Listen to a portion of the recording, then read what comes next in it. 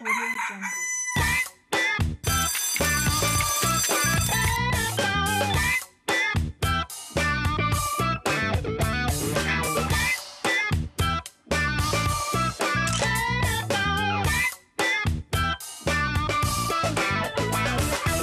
Bonjour et bienvenue à toutes et à tous. Aujourd'hui, jeudi 15 février 2018, nous sommes encore là. Et le week-end, ou si vous voulez, la vacancelle s'en vient à pas de géant. Mais avant, vous avez aujourd'hui et demain. Voilà, et on vous réserve beaucoup de belles choses comme toujours. Bonjour Marco. Bonjour Messi, comment ça va bien? Ça va super bien. Allez, aujourd'hui nous sommes bien sûr le jeudi 15 février, c'est officiel. On peut respirer maintenant. La Saint-Valentin est passée. Bienvenue, mesdames et messieurs. On espère que vous passez un bon temps, un bon début de carême même pour tous les chrétiens d'obédience catholique de Côte d'Ivoire et du monde entier. Au sommaire de ce rendez-vous, nous allons parler santé aujourd'hui dans la thématique, c'est-à-dire la dernière ligne droite de ce rendez-vous, parce qu'il s'agira aujourd'hui d'insuffisance rénale, un mal qui fait souffrir de plus en plus de personnes dans le monde et particulièrement en Côte d'Ivoire. Nous reviendrons là-dessus avec un spécialiste et quelqu'un qui a été victime, ou bien qui a bénéficié, on va dire ça comme ça, d'une greffe rénale. Mais avant, on aura tout ce qui rythme notre émission. C'est Matin Bonheur. La preuve, on commence maintenant avec... On commence maintenant avec la gym. On y va.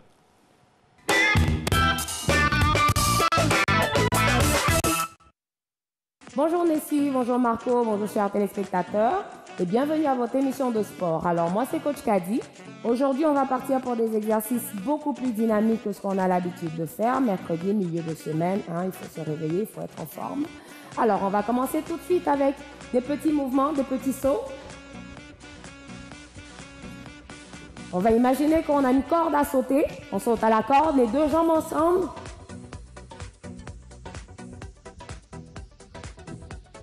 Toujours même principe de corde à sauter, on ramène les genoux dans la poitrine. On fait monter la fréquence cardiaque un tout petit peu. 3, 2, 1, on repart. On continue à sauter les deux jambes ensemble tout doucement. Encore une fois, on monte les genoux, c'est parti. 3, 2, 1, on repart tout doucement, on respire. Une dernière, genou dans la poitrine, c'est parti. 3, 2 et 1. Excellent. On récupère. On laisse la fréquence cardiaque descendre un tout petit peu. Deuxième exercice, on va partir pour des déplacements sur le côté. Donc, jambes, on croise. Jambes, on croise. Et on y va, mesdames. Alors, pour celles qui n'ont pas d'équilibre, n'hésitez pas à poser la jambe arrière au sol. Pour les autres, on garde la jambe dans les airs. Abdos et cuisses. Encore une dernière de chaque côté. Une dernière. Et on respire. Marcher. On récupère tout doucement. Prochain exercice. Fente sauter. Alors, on va y aller tout doucement. Une jambe devant, une jambe derrière. Sans emmener le genou arrière au sol. On part, on saute, on change de jambe. Hop, encore, encore, encore. Et on va partir pour des squats sautés. Squat, saute, squat. Et on revient. On y va. 1, 2, 3, 4. Squat, saute, squat. Encore. 1, 2, 3, 4, squat, saute, squat. Une dernière. On se place. 1, 2, 3 et 4. Squat, saute, squat. Parfait. On respire, on marche, ça va mesdames? Oui. Alors, une petite dernière. On va garder les jambes écartées, un peu plus que la largeur des hanches. On va descendre en squat, on va emmener les mains au sol. On va allonger une jambe vers l'arrière, l'autre jambe vers l'arrière. On est en planche, on revient.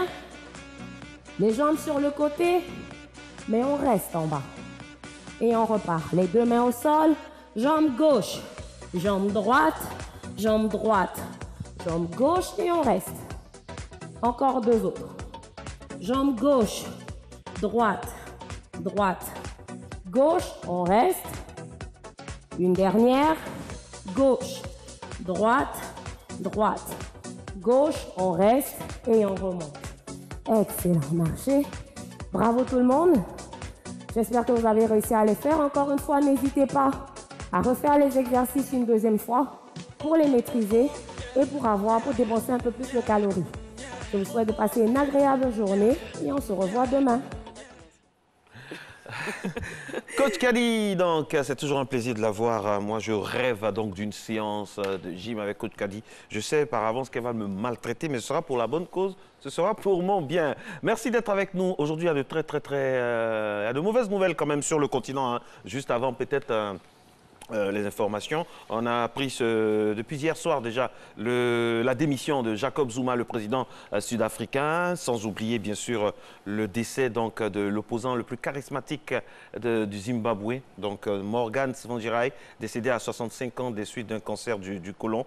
Voilà, c'était l'un des plus grands opposants à Robert Mugabe. Sa dernière apparition publique, c'était en novembre dernier. Et puis hier, pour tous ceux qui aiment le sport, le Paris Saint-Germain donc a souffert de l'expérience du Real de Madrid.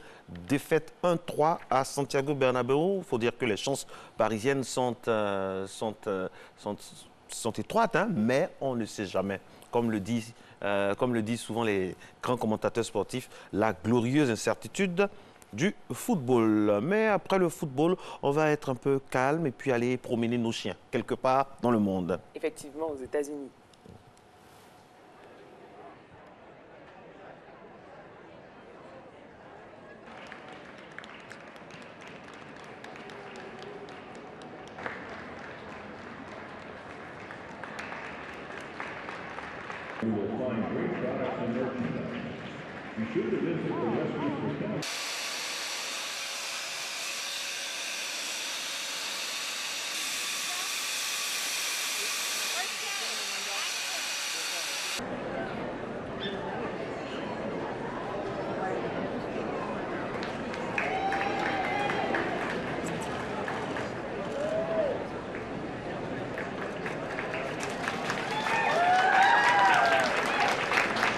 Alors Marco, vous voyez, on était aux États-Unis hein, où se déroulait le plus vieux concours de beauté pour chiens. Miss USA en version canine. En version canine. Ouais. Ça existe ici en Côte d'Ivoire. J'ai vu une annonce là qui disait à tous ceux qui avaient des chiens et qui souhaiteraient faire compétir leurs animaux de venir les inscrire. Ça vous dirait, vous inscrire votre moi, je suis pas trop... petit toutou. Je ne suis pas trop chien. Ou si je suis chien, c'est les Rottweiler. Vous préférez les chats? Oui, les Rottweiler. Non, j'aime bien les chiens, mais les Rottweiler, principal. C'est cette espèce-là seulement que j'aime. Je ne sais pas pourquoi, depuis l'enfance. Les Rottweiler, oui. Ils sont très dangereux. Très dangereux. Très dangereux. Oui, très dangereux. Vous aimez le danger? Non, pas le danger. J'aime exorciser tout ce qui est danger, comme ça je suis serein. Allez, qu'est-ce qu'on fait maintenant? Où est-ce qu'on va? Alors, on va maintenant avec un reportage. Vous savez que Matin Bonheur, c'est bien sûr des informations, mais aussi des reportages. Nessie, est-ce que vous savez que c'est dès l'enfance qu'on a la possibilité de tout acquérir? C'est évident, parce que les enfants assimilent tellement vite. Un enfant, vous dites une phrase devant lui, le lendemain, il vous répète la même chose. Alors que pour les grands, il faut répéter encore et encore. Je ne vous le fais pas dire. Et là, nous allons maintenant voir un peu cette rencontre entre les artisans et les enfants. Les artisans qui essaient d'inculquer aux enfants le goût de l'artisanat. Et voici ce que ça donne. Face aux élèves de ce groupe scolaire d'Adiaké, des artisans. Aujourd'hui, ces restaurateurs, coiffeuses, ébénistes et couturières ont décidé de partager leurs secrets avec ceux qu'on pourrait considérer comme l'avenir de la Côte d'Ivoire. Ils tentent ici de leur inculquer le goût de leur passion. C'est un métier. C'est-à-dire, on n'est pas obligé d'être forcément cuisinier pour être restaurateur. Aujourd'hui, nous sommes en train de travailler à la base. Permettre à ces enfants-là de découvrir très tôt les métiers et de s'intéresser à autre chose que la fonction publique. Aujourd'hui, les temps ont changé. La fonction publique n'est pas le seul pourvoyeur d'emploi. Aujourd'hui, nous pouvons, à partir de l'artisanat, permettre à beaucoup d'enfants de s'exprimer. S'intéresser à autre chose qu'à la fonction publique. Le discours plaît visiblement aux ordres du jour. Quand je serai grand, je veux être un restaurateur. Quand ils sont venus me parler de ça aujourd'hui, ça m'a plu. Voyant le canton Moret, nous n'avons pas le temps matériel de sortir avec les enfants, le grand nombre pour aller vers les artisans. Donc venir à nous, c'est une grande opportunité que vous nous offrez pour présenter ces différents métiers-là aux enfants, parce qu'on connaît le marché du travail qui est saturé. Il faut donner le goût du travail aux enfants dès le bas âge.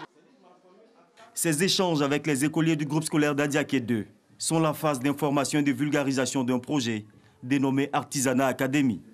Projet pour susciter aussi des métiers et des vocations, conformément à la communication du Conseil des ministres du 14 janvier 2015, relative au développement de l'éducation, à l'entrepreneuriat dans le système éducatif ivoirien. Cette stratégie sera également une réponse efficace aux problèmes d'employabilité des jeunes sans qualification et des nombreux enfants qui sortent du système scolaire sans savoir-faire. En Côte d'Ivoire, l'artisanat, c'est la restauration, la menuiserie, la peinture, l'infographie, la ferronnerie d'art, la sculpture. Bref, près de 250 corps de métier pour des millions d'emplois. Un poids lourd de l'économie ivoirienne qui veut bien se professionnaliser. Comme le disait l'autre, il faut faire du sérieux dans tout ce qu'on fait. Quand on est sérieux, on réussit. Parce que quand tu prends les choses comme ça ne fait rien, ça ne marche pas. Il y a d'énormes difficultés. Ces difficultés aujourd'hui, c'est celles que nous comptons aujourd'hui combler. Parce qu'aujourd'hui, avancer sans combler ces carences-là, hein, ce serait que continuer et perpétuer les mêmes carences. Après quelques minutes d'échange, les deux parties peuvent se séparer, dans l'espoir d'avoir semé ensemble les graines d'un horizon meilleur. Voilà qui est très intéressant pour nos enfants. Afin qu'ils puissent avoir plusieurs choix de carrière. Parce que là, on est confiné dans un système assez carré. Donc, nos enfants ont la possibilité de faire autre chose. C'est bien d'avoir de grands restaurateurs, de grands artisans. Des infographes, tout ça. Effectivement. Et puis, inculquer aux enfants déjà que l'État-providence, mais franchement, ça n'existe plus ou ça n'existe pas. Il faut vraiment avoir de l'ingéniosité. Et surtout, j'ai aimé quelque chose là-dedans. Quel que soit ce que vous faites, il faut le faire avec passion. Moi, je vois ici en face des opérateurs de prise de vue concernés. Ils aiment la caméra. On sent que ce sont des hommes de l'image. Et ça fait plaisir, ils sont passionnés. Ça fait plaisir de travailler avec eux, de travailler avec des gens passionnés. Ça fait du bien. Comme le monsieur qui est là, avec ses lunettes, il est passionné. Il va nous faire rigoler tout à l'heure. Abbas, il est bien installé. Il sera là pour le JT décalé. Mais avant, Marco? Mais avant, on va essayer de décaler, mais dans le ventre en mangeant. Toute proportion gardée, parce que c'est la période du carême quand même. Hier, nous avions eu donc un excellent reportage, ou du moins un excellent plateau au niveau cuisine avec Nessie, celle qui est chargée donc de tout ça, manger seule sans penser aux autres. Mais bon, moi je vous l'ai dit, un jour on va faire irruption dans cette cuisine-là, diététique avec Nessie and Dry, le tiramisu. C'est parti.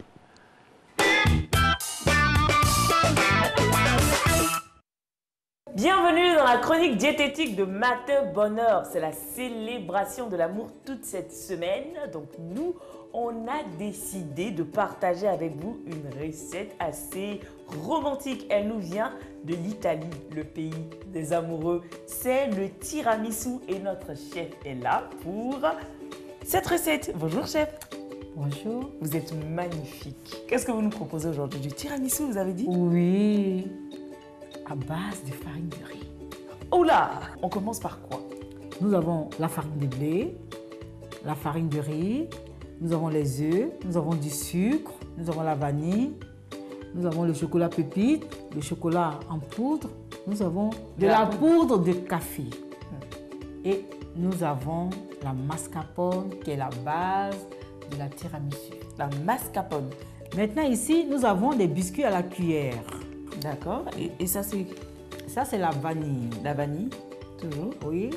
Et ça, le sirop de sucre. Le sirop de sucre, j'aurais dit de l'eau. Oui, le sirop de sucre. Nous allons mettre la poudre de café dans le sirop de sucre que nous allons chauffer. Où trouve-t-on le sirop de sucre? Nous l'avons confectionné nous-mêmes. Comment? De l'eau avec du sucre qu'on a fait bouillir pendant 15 minutes. Pendant 15 minutes? Oui. Et c'est comme ça que nous avons obtenu notre sirop de sucre. Où trouver la mascarpone? La mascarpone se trouve dans le commerce. Dans le commerce? Oui. En grande surface, dans les différents supermarchés. Oui. Ok, maintenant nous allons prendre notre mixeur. Pour ceux qui n'ont pas de mixeur, ils peuvent utiliser un fouet. Un fouet. D'accord. Et pour le fouet, à peu près combien de temps? On y va. Bon, pour le mixeur, nous faisons 5 minutes. Et pour le fouet? Et pour le fouet, nous pouvons partir à 7 minutes.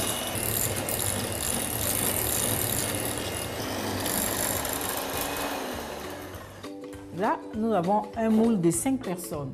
Nous allons mouiller nos biscuits avec le sirop de sucre. Mais bien avant, nous allons ajouter de la vanille dans notre sirop de sucre. Donc voilà, nous avons parfumé notre sirop de sucre. Et voilà les boudoirs. On va laisser tremper comme ça.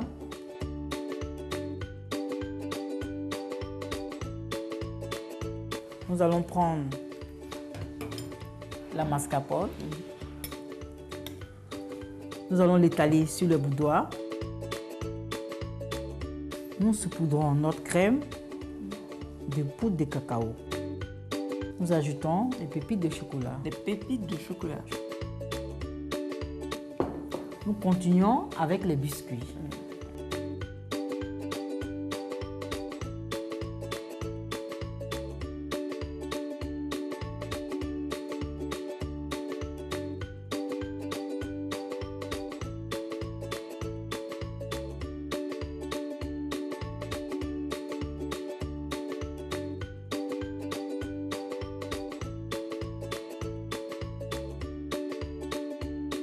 Et nous terminons notre gâteau avec les pépites de chocolat.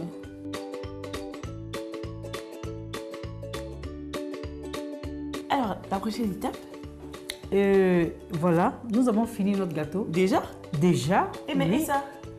Oui. Notre poudre de riz. Nous avons fait cette confection pour montrer que quand vous venez, quand vous avez tardé au bureau et c'est la Saint-Valentin, vous voulez faire plaisir à votre chérie, vous achetez des boudoirs au commerce que vous montez avec la mascarpone et du chocolat.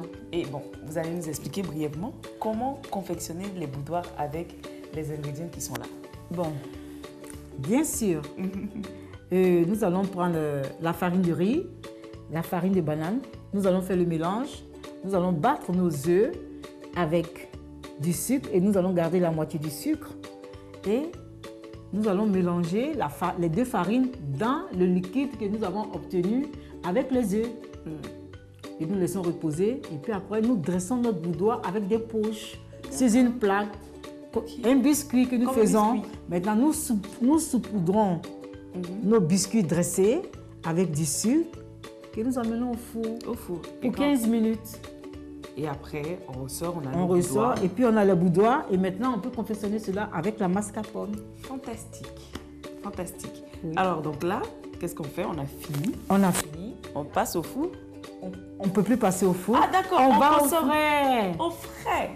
C'est rapide. Tu es venu du boulot, il fait tard. Tu dois fêter la Saint-Valentin. Et voilà, ton gâteau est prêt. Tu la mets au frigo. D'accord. Tu vas prendre une douche, te rendre belle et recevoir ton amoureux. D'accord. Ben, moi, mon amoureux est déjà sur le plateau. Marco, je vais mettre ce tiramisu au frais et je vais déguster pour vous. Et voilà, c'est prêt. Allez, on va passer à la dégustation.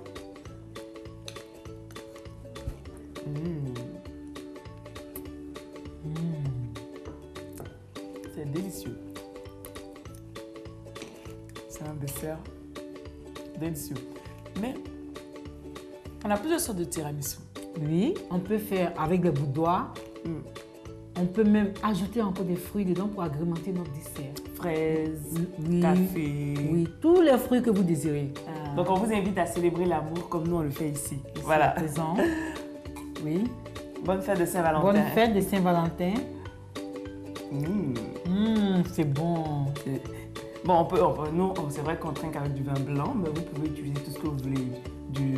Du sirop de pomme, du jus de pomme, oui, la boisson gazeuse, oui, la sucrerie, tout ce que vous voudrez. Voilà. Bon appétit. Délicieux. Voilà, je ressens encore le goût. Hein. Je reçois encore. Enfin, je dis plus rien. Alors, vous avez reçu quel cadeau à la Saint-Valentin? Quel cadeau j'ai reçu à la Saint-Valentin? Ce que vous avez dit avant, pendant l'élément là, dites ça à tous les Ivoiriens. Qu'est-ce que vous avez reçu comme cadeau? Le meilleur cadeau. Qui est? Marco et Abbas. N'importe quoi. Vous êtes de véritables cadeaux, de dons du ciel pour moi. Abbas, tu peux dire ce qu'elle a dit. Quand on regarde dans Marco et Abbas, qui est cadeau, qui est l'argent? Ah, le cadeau, voilà l'argent. L'argent plus le cadeau, je suis une femme heureuse. Il a dit il y a des personnes qui ont reçu l'argent et le cadeau et le prix du cadeau. Oui, c'est ce que Nessie nous a dit ici en exclusivité mondiale. Oui, c'est bien. Abbas est avec nous justement parlant de Saint-Valentin. Il va nous parler des situations drap. En Côte d'Ivoire, quand on dit des situations drap, ce sont des situations, comment on peut dire ça en bon français? Des situations assez gênantes, confuses, tout ça. C'est dans cette rubrique.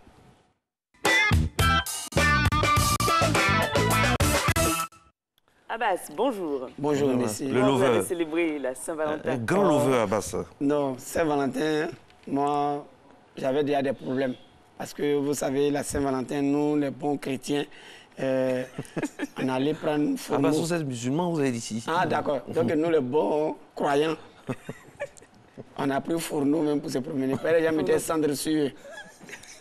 Donc, quand tu vois des cendres là, prends fourneau là, tu vas te promener. Là, les gens vont pas te fatiguer. Mais dans Saint-Valentin, il y a eu beaucoup de situations. Ah, ça, ne me fait pas dire. Parce que Saint-Valentin, la fille que tu dragues il y a longtemps, et puis c'est aujourd'hui, elle va t'appeler pour dire non, il y a Saint-Valentin, on fait comment ça, c'est matin. Le soir, tu lui dis, bon, tu me trouves dans tel endroit. Viens seul, elle vient avec 3 de ses amis. Toi, tu vas dans Saint-Valentin, et puis tu viens avec 3 de tes amis. Donc le gars aussi n'a rien dit. Il dit, bon, allons-y manger. Il arrive dans un restaurant pour voir les filles, elles sont en train de sauter partout.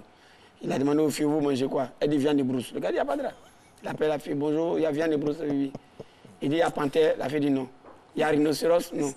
Il y a girafe, non. Les filles, il n'y a pas viande de brousse, allons-y. Elle dit, non, il est de mauvaise foi. Non, mais il a raison. Parce qu'on ne peut pas t'inviter, tu vas venir avec 3 de tes camarades, tu as quelle intention? C'est pas bien. Mais dis-leur. Non, mais toi, mais la fille, quand tu venais, tu as pensé à quoi? C'est pas bien. Maintenant, quand on parle des femmes, il faut aussi parler des hommes. Bien sûr. Ah, toi, tu n'as rien. Au quartier, même c'est toi qui crèches. Et puis Saint-Valentin, tu ne sais même pas qui tu vas mettre sur ton profil. Parce qu'il y a d'autres, ils ont pris, comme ils n'ont pas l'argent pour les cadeaux, c'est le profil Facebook là. Voici ma Valentine. Toi-même, tu sais que tu as mis, ça t'arrange pas, mais tu as mis quand même. Tu ne sais pas, tu vas aller dîner avec qui? À qui tu vas donner le cadeau? Et ça, c'est le problème des garçons. C'est-à-dire, ils sont là, ils sont fatigués. C'est ils cherchent tout le monde dans le quartier. Alors que dans la vie où nous sommes là, quand tu as une seule femme, tu as toutes les femmes. Ah bon? Mais quand tu as toutes les femmes, tu n'as point de femmes. Hein? Mais bien sûr. C'est un très beau problème. Mais oui. Parce que si tu as Nessie, par exemple, tu as les copines de Nessie, tu as ses cousines, tout le monde a tes soins. Ouais, mais imagine que tu as tous celles-là. Qui va s'occuper de toi? À Saint-Valentin, tu vas aller avec qui?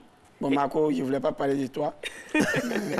Abbas, hier, il y a des hommes qui se sont érigés en livreurs dans la ville d'Abidjan. Donc vous imaginez, ils avaient plusieurs cadeaux. Donc, ils se sont baladés de commune en commune. C'est qu'on les a envoyés. On les a envoyés. Sinon, tout homme même sait que dans la ville, c'est une seule femme. Voilà. Une seule chérie, tu lui donnes le cadeau. Et puis Marco posait la question tout à l'heure. Moi, ça m'a plu. Donc, je me suis dit, on est sur le plateau ici, tout le monde nous regarde, on va se dire la vérité en même temps. Nessie, ton cadeau, c'était quoi? Mon cadeau. Toi, tu as donné quel cadeau? Parce que toi, tu as reçu l'argent. Ils t'ont demandé l'argent et puis le cadeau. Hein. Voilà. Toi, ton cadeau, c'était quoi? Elle a dit l'argent et puis le cadeau. Maintenant, elle a donné quel cadeau? Voilà. Vous avez donné quel cadeau? J'ai les images là, donc je vais passer ça à la réalisation pour qu'on nous montre en direct. Images là? Oui. Tu es sûr que toi, mais ça va t'arranger? Les images du cadeau. Ah, tu sais que les gars peuvent faire gris-gris sur la télévision à la maison. Marco, ton cadeau? Je n'entends pas bien, il y a un problème. J'ai l'oreillette là. Le cadeau que j'ai reçu ou que j'ai offert? Non, moi je voulais donner le cadeau, mais c'est le match là qui m'a découragé. Non, ça ne m'a pas plu, franchement. À la défaite de Paris? Oh, non, ça m'a cassé. Parce que moi, j'étais prêt à donner mon cadeau quand le match a commencé. Là, j'ai dit après le match, je vais profiter de l'ambiance et tout. Et là, on a perdu. Bon, là, désolé, je n'ai pas pu donner de cadeau. Franchement. C'est une belle excuse. Voilà. Maintenant, moi, Abbas, j'étais invité d'honneur à un mariage. C'est-à-dire les mariés ont insisté pour dire Abbas n'est qu'à venir à notre mariage. Quand je suis arrivé, ils m'ont mis même à côté de la mariée. Et puis je suis là, on dit bon, plat d'entrée. Ils ont commencé à distribuer les entrées jusqu'à... Le temps va arriver sur moi, entrée est finie. Bon, il me dit, je suis invité d'honneur, peut-être il y a un plan B. Plat de résistance. Ils ont commencé à donner à tout le monde. Le temps, il va arriver sur moi. La mariée même a fait signe. À base, le gars me fait, j'arrive. Il va arriver sur moi, manger est fini. 2 fois. Maintenant, où ils vont me tuer pour m'énerver, là, c'est quand on donnait Cudan pour nettoyer dans la bouche. Le petit vient commencer par moi. Jusqu'à me dit, Vévé, tu es mon fan à la télé. Cudan a tué 2 ou a tué 3. J'ai gâté le mariage, j'avais pas là. Parce que ça, là, on ne peut pas se foutre de moi jusqu'à ce point. Invité donné, c'est Cudan, vous me donnez. Après, on dit non, Abbas, c'est pas là. C'est invité d'horreur. C'est qu'il continue par là. Il n'est pas laissé par là. C'est ça qu'il voulait parler. Il était de mauvaise foi. Non, non, les mariés, si vous savez que vous n'avez pas les moyens pour accueillir un artiste ou une célébrité comme moi, quand même, on ne s'est pas permis à tout le monde de passer à la télé. Attention, hein. Attention. Marco, regarde Marco, aujourd'hui quand tu vas à Bobo, les enfants sont derrière lui. Marco, Flénier, Marco. T'as vu?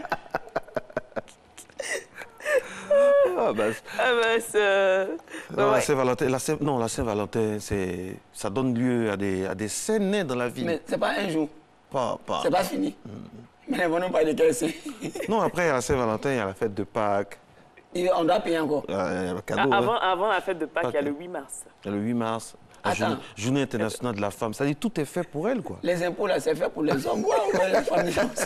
Mais c'est normal, hein, pendant longtemps, pendant de nombreux siècles, les femmes ont été reléguées au second plan. Donc c'est le moment pour elles de se rattraper. Voilà, donc mais souffrez. Se rattraper dans notre argent ou bien dans leur... dans quoi? Dans tout. Non, mais parce que là, ça arrive un peu vers...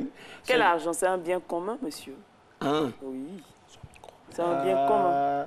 Parce que maintenant, j'ai compris, quand les gens commencent à dire communauté des biens, il y a tout ça dedans. Il y a tout ça dedans. Sinon, il y a des gens qui ont fait par là, bien, communauté des biens à la mairie. Ils ont demandé communauté des biens, séparation des biens. Monsieur, lui, le temps va dire, c'est oh, femme l'a porté ça. Alors, je lui ai dit, non, c'est pas séparation des biens, il veut communauté des biens. Mais c'est, oh non, porter le gars dans la mairie. Ils n'ont pas non, de papier. Mine de rien, c'est vrai, on rigole, hein, mais la Saint-Valentin idéale, c'est quoi pour vous? La Saint-Valentin? Idéal, quoi, pour Abbas, c'est quoi? Moi, d'abord, moi, je suis musulman. Ah bon? Tout à l'heure, vous avez parlé de sang de la... vraiment, Abbas, vraiment... Je suis musulman. Il est croyant. Dans le Coran, il est écrit... Ce qui veut dire, ce qui ne t'intéresse pas, il ne faut pas aller là-bas, c'est en arabe. Tu n'es pas obligé. Donc la Saint-Valentin existe pour Abbas? Non. On fait des Saint-Valentin tous les jours. Ta femme avec toi.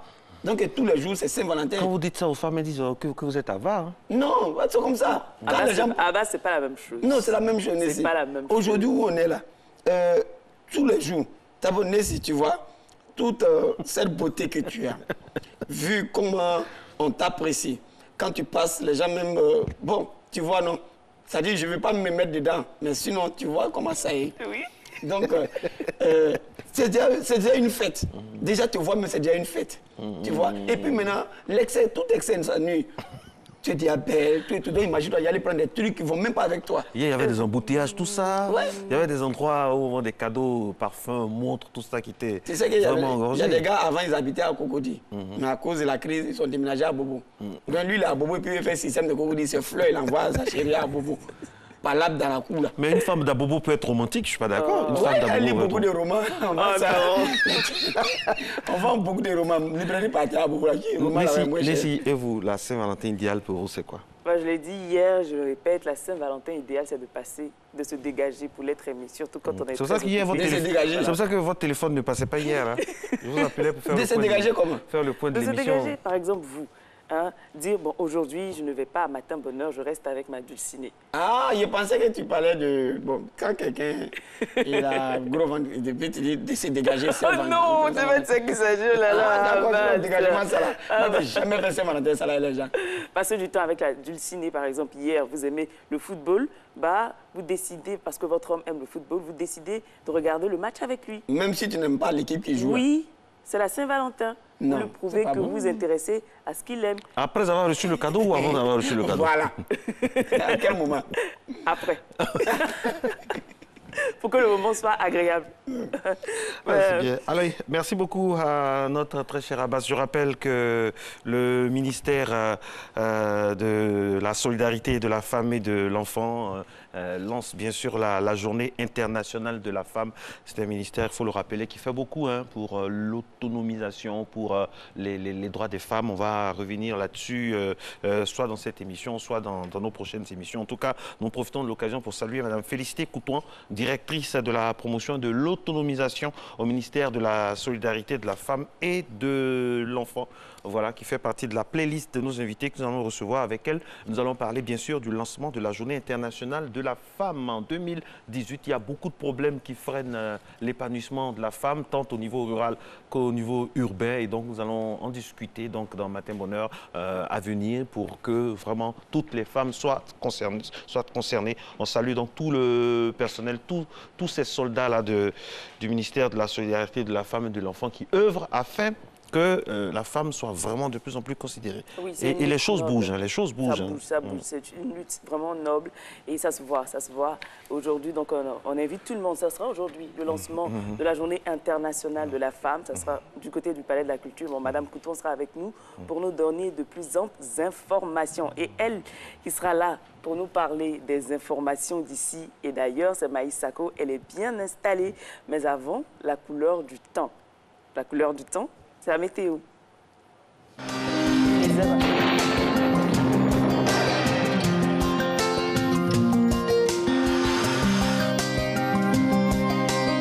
MTN, everywhere you go.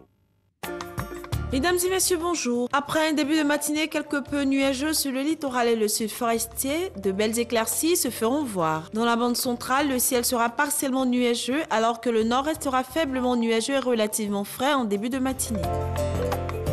Côté température, on notera 26 degrés à Abidjan et à Adiaké, 25 à Bandoukou, 26 degrés à Bouaké, Daloa affichera 25 degrés, 26 degrés à Dimbokro et Gagnoa, 24 à Korogo, 23 degrés dans les villes de Man et Odiéné, 26 degrés à San Pedro et Sassandra et 25 degrés à Tabou et à Yamoussoukro. L'après-midi, le soleil dominera largement le temps sur l'ensemble du pays. Dans le sud forestier et sur le littoral, quelques passages nuageux pourraient par moments atténuer les effets du soleil. Dans le reste du pays, le temps restera partiellement nuageux. Le mercure affichera au cours de cet après-midi 31 degrés à Abidjan, 33 à Diaké. À Bandoukou, on notera 35 degrés également dans les villes de Bouaké et de Daloa. Dimboko enregistrera 36 degrés ainsi que les villes de Gagnoa et Korogo. À Man, on notera 35 degrés également à Odiéné, 31 à San Pedro, 30 degrés à Sassandra et Tabou et 34 degrés dans le district de Yamoussoukro. Excellente suite de programme et très bonne journée à vous.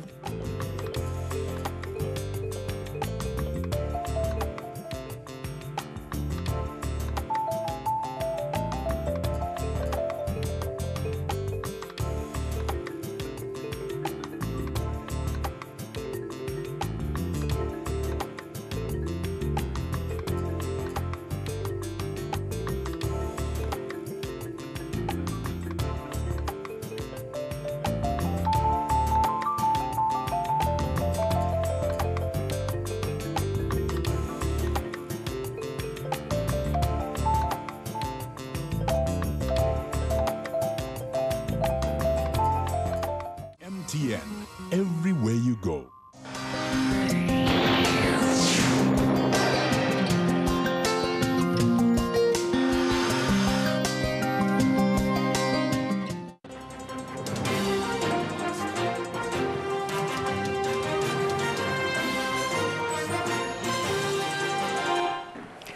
Bonjour à tous et merci de nous retrouver pour ce 6h30.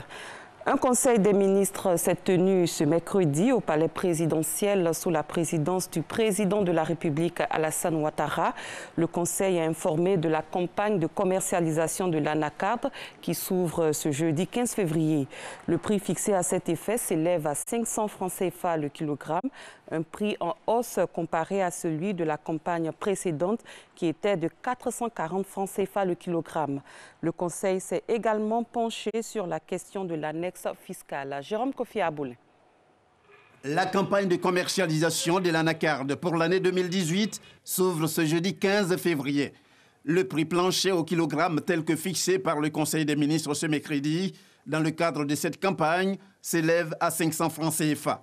L'ouverture de la campagne 2018 de la commercialisation de la noix de cajou est fixée au 15 février 2018 avec les prix planchers suivants. Prix plancher obligatoire, 500 francs CFA par kilo pour la noix de cajou bien séchée et bien triée, ne comportant aucune matière étrangère. Je rappelle que le prix pour la campagne 2017 était de 440 francs. Le prix plancher obligatoire magasin intérieur est fixé à 525 francs CFA le kilo et le prix plancher magasin portuaire est fixé à 584 francs CFA le kilo. En outre, le Conseil des ministres a donné son accord pour l'organisation de la 3e édition du CIETA qui se déroulera cette année du 8 au 10 novembre. Sur les thèmes transformation de l'anacarde et une mine d'opportunités pour l'autonomisation de la jeunesse africaine. Au cours de ce conseil, la question de l'annexe fiscale n'en a pas été moins une préoccupation. Selon le porte-parole du gouvernement, Bruno Nabagné-Koné, toutes les mesures prises à cet effet rentrent en vigueur sans délai. Sur instruction du président de la République, le gouvernement et les représentants des opérateurs économiques se sont réunis à plusieurs reprises le 19 et 24 janvier 2018 afin de révisiter et lever les incompréhensions sur certaines dispositions de l'annexe fiscale de la loi de finances portant budget de l'État de l'année 2018. À l'issue de ces échanges, des points de convergence portant sur la suppression et l'aménagement de certaines dispositions controversées ont été retenus. Cette ordonnance modifie donc l'annexe fiscale en vue de prendre en compte les conclusions de ces échanges. Ainsi, ont été abrogées notamment les dispositions relatives à l'institution de la taxe sur les transferts d'argent, à l'aménagement sur l'impôt synthétique et au relèvement des seuils de l'impôt minimum forfaitaire. Un élément nouveau qu'il convient de porter à votre connaissance, c'est l'institution par la nouvelle annexe fiscale d'un droit unique de sortie, d'EIS ad valorem, de 10% sur le prix CAF de la noix brute de cajou exportée. Aussi, dans le souci du bon fonctionnement de la Troisième République, la mise en œuvre du Sénat, qui doit passer par des élections, a-t-elle été évoquée à cette rencontre? Le Conseil a adopté une ordonnance relative à l'élection des sénateurs, ainsi que son projet de loi de ratification. Cette ordonnance est une étape décisive dans la mise en place du Sénat, étape, comme vous le savez, importante du changement institutionnel consacré par la nouvelle Constitution du 8 novembre 2016. La prise de cette ordonnance ouvre ainsi la voie à l'organisation de l'élection des sénateurs, cela en vue de permettre l'entrée en activité du Sénat dans la période constitutionnelle prescrite. À noter pour finir les mesures pratiques et de sensibilisation que le gouvernement entend prendre pour faire face à la menace de la fièvre de Lassa, qui a déjà fait des victimes dans certains pays de la sous-région, ainsi que toutes les dispositions nécessaires pour mettre fin aux incendies récurrents des marchés en Côte d'Ivoire. Pour sa part, le Premier ministre, ministre du Budget et du portefeuille de l'État, Amadou Gon Coulibaly, était face à la presse nationale et internationale hier à l'auditorium de la primature au Plateau. 3 grands thèmes ont été abordés au cours de cette conférence de presse: l'emploi des jeunes, les conditions de vie des Ivoiriens et la santé économique du pays. Le Premier ministre a ainsi situé l'opinion publique sur l'action gouvernementale en cours et les perspectives de développement du pays. Amadou Gon Coulibaly a également fait la lumière sur certaines allégations relatives au financement du budget par des appuis extérieurs. Je vous propose de l'écouter. J'entends dire que le budget de l'État de Côte d'Ivoire serait entièrement alimenté par des apports extérieurs, notamment un appui budgétaire de la France, qui aurait servi à la fin de l'année dernière au paiement des salaires, donc des fonctionnaires. Est-ce que vous vous rendez compte de ce genre d'énormité? Alors laissez-moi vous dire ce qu'il en est donc exactement. Les ressources intérieures donc, de notre pays s'élèvent à 3 227,8 milliards de francs CFA en 2017 couvre nos dépenses salariales, nos dépenses de fonctionnement et d'investissement, donc sur les ressources propres. Les ressources de l'État de Côte d'Ivoire sont donc largement suffisantes pour permettre au gouvernement de faire face lui-même au paiement des salaires des fonctionnaires, dont le montant s'est élevé à 1 512 milliards de francs CFA en 2017. Dans le même registre, je voudrais revenir sur la question récurrente de l'endettement. Je voudrais rassurer tous les Ivoiriens sur la politique d'endettement de la Côte d'Ivoire. En effet, avec un taux d'endettement de 42,1% en 2016, contre 57,4% pour le Sénégal, 54,4% pour le Kenya et 72,4% pour le Ghana, notre pays demeure bien en deçà de la norme communautaire de l'UEMOA qui est de 70%, et les chiffres provisoires de notre endettement pour l'année 2017 ressortent à 42,8% de notre PIB. Aussi, les grands succès enregistrés par les différents eurobonds et les taux relativement bas obtenus sur les marchés internationaux constituent un signal positif pour la révision à la baisse, à moyen terme, des cours sur notre marché financier, donc sous-régional. Nos concitoyens peuvent donc être rassurés de la bonne gestion de notre endettement et de l'intérêt que porte le gouvernement au bien-être actuel et futur des Ivoiriens. Autre chose à présent, hier dans la matinée, vers 9 h, la zone flottante de la Sotra, appelée aussi gare lagunaire du plateau, s'est affaissée dans les eaux de la lagune. Selon les explications du responsable du réseau des gares Sotra, cet effondrement au début partiel est dû à l'effritement du fer servant de base au sol de l'ouvrage. On en sait plus avec Fidèle Aigné et Franck Wadiou.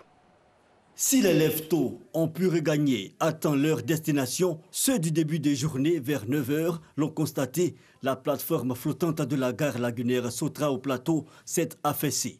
Bon, ben j'ai peur, quoi. Je viens de trouver que oui, c'est penché. Je me suis dit, bon, ok, je vais me débrouiller pour aller sur l'autre côté. C'est dommage, sincèrement, c'est dommage.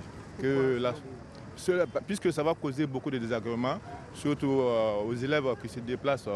Mais pour les responsables de la Sotra venus faire le constat, la situation s'explique. La raison, c'est que c'est une plateforme flottante. Donc elle a été conçue sur un caisson qui est compartimenté, dans lequel se trouve du liège, de sorte que ça puisse flotter. Et nous sommes dans une zone qui est une espèce de cuvette. Quand les salades d'eau, les salades s'accumulent autour et aussi s'infiltrent en dessous. Ces salades-là, en se décomposant, produisent du gaz. Ce gaz qui se décompose a attaqué le dessous de la plateforme. Et donc des micro-fissures se sont produites. Malheureusement, à travers ces micro-fissures-là, l'eau s'est infiltrée. Et Dieu merci, comme la plateforme est compartimentée, l'eau n'est pas allée partout. C'est pour ça qu'on voit que c'est affaissé d'un côté. Dans le côté où l'eau s'est infiltrée, ça a créé un déséquilibre. Une solution transitoire, cependant, a été trouvée. L'activité a été momentanément interrompue. Aux environs de 16 h, ça a repris parce que le PCA de la société Aqualine C30 a bien voulu nous permettre d'utiliser ces quais. Donc on a nos clients qui ont nos cartes de bus, ils peuvent aller sur ce quai-là, emprunter nos bateaux-bus pour poursuivre le voyage comme cela se faisait auparavant. On a déjà commencé à sécuriser à peu près ce soir. Et d'ici lundi, je pense que la gare devrait être opérationnelle. Mais pour les autres quais du réseau lagunaire Sotra, pas d'inquiétude, ce type d'événement ne pourra subvenir. C'est la seule gare qui est flottante. Les autres gares, ce sont des gares qui sont conçues sur le sol, donc il n'y a aucun souci. L'affaissement de la plateforme flottante, notons-le, n'a fait aucune victime. À l'étranger, embourbé dans les scandales, le président sud-africain Jacob Zuma a finalement annoncé sa démission hier soir avec effet immédiat. Le désormais ex-dirigeant a donc cédé aux pressions de sa propre formation politique, le Congrès national africain, l'ANC. Loin du continent, la communauté internationale s'est engagée hier à débloquer des milliards de dollars pour aider à reconstruire l'Irak, un pays ravagé par 3 ans de guerre contre le groupe État islamique. Les promesses d'aide atteignent 30 milliards de dollars. Un tireur dans un lycée de Floride aux États-Unis a fait 17 morts et plusieurs dizaines de blessés hier. Le tireur a été interpellé. Il pourrait s'agir d'un ancien élève, selon le proviseur de l'établissement. C'est la fin de ce 6h30. Merci de l'avoir suivi. Très bon début de journée à tous et à toutes. Merci beaucoup, Maï. Merci, Marco. Merci. Merci, merci. La suite, bien sûr, de Matin Bonheur, pendant qu'il est 6h, passé de 41 minutes. Bon réveil à toutes et à tous. Merci d'être avec nous. Nous avons le grand plaisir d'avoir sur ce plateau maintenant Madame Félicité Coutouan. Elle est directrice de la promotion et de l'autonomisation au ministère de la Femme, de la Protection de l'Enfant et de la Solidarité. C'est cela le libellé exact. Bonjour, Madame. Bonjour. Comment vous allez? Vous êtes ravissante dans votre pagne, c'est joli. Merci, c'est le pagne des femmes. C'est le pagne de cette année? Oui, c'est le pagne de l'édition. Pagne. Chaque année, il y a un nouveau pagne qui est édité à l'effet de permettre aux femmes de se faire toutes belles pour la célébration de leur journée internationale. Justement, pour cette journée, le lancement aura lieu aujourd'hui, ce matin même, du côté du Palais de la Culture, c'est cela? C'est exact, du côté du Palais de la Culture, à la salle Codier-Bouclé, plus précisément. Alors, ceux qui se déplaceront, ils auront droit à quoi? Au cours de cette célébration, le thème de la journée sera annoncé, sera dévoilé. Le pagne, bien sûr, sera présenté. Le bilan des acquis de la Côte d'Ivoire en matière d'égalité des sexes et d'autonomisation de la femme sera également présenté au public. Et bien entendu, toute autre chose qu'il convient de garder secrètement pour ne pas dévoiler les choses avant leur heure. Dévoilez-nous un tout petit peu. Oui, comme je le disais le tantôt. bilan, il est positif. Oui, bien sûr. Notre pays, sous la houlette du président de la République, le docteur Alassane Ouattara, avance très sûrement en matière d'amélioration de la condition de la femme, du statut de la femme. Il s'est lui-même fait le héros de la condition de la femme à l'occasion du lancement qu'il a bien consenti à faire de la campagne pour l'égalité des sexes dénommée campagne I4CHI.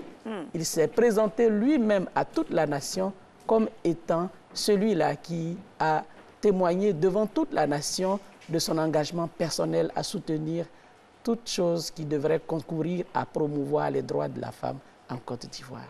Alors, quelles sont les personnes qui sont attendues à ce lancement-là? À ce lancement, nous attendons bien sûr les membres du gouvernement, nous attendons également les membres du corps diplomatique et bien entendu, nous attendons les femmes de tout rang, de tout bord, bien sûr, pour leur permettre elles-mêmes d'être partie prenante de cette reddition des comptes qui sera faite sur l'avancée de leurs droits et tout ce qui est conçu pour être présenté à la nation tout entière. Alors, en exclusivité, Matin Bonheur, on vous reçoit quand même, on doit avoir l'exclusivité du thème.